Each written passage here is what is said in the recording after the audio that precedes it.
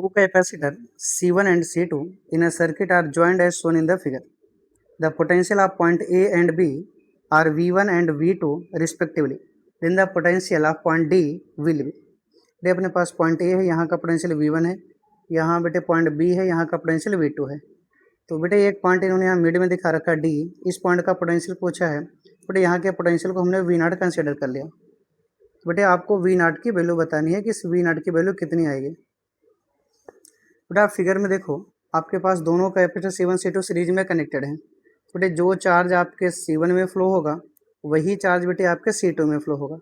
बेटे अगर C1 में हमने Q1 ले लिया, C2 में अगर Q2 कंसिडर कर लिया तो हम बोल सकते हैं सीरीज कॉम्बिनेशन में है तो Q1 इक्वल टू Q2 हो जाएगा बेटे। अब Q1 को हम लोग लिख सकते हैं बेटे C1 इंटू पोटेंशियल डिफरेंस।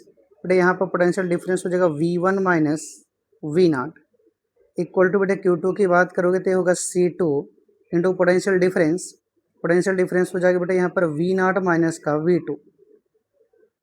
फिर बेटे ये बनेगा आपके पास C1 V1 minus C1 V0 equal to बेटे C2 V0 minus C2 V2। बेटे इसको हम लोग अरेंज करते हैं तो अपने पास जो V0 की वैल्यू आ जाएगी वो आएगी बेटे C1 V1 plus C2 V2 divide by C1 plus C2।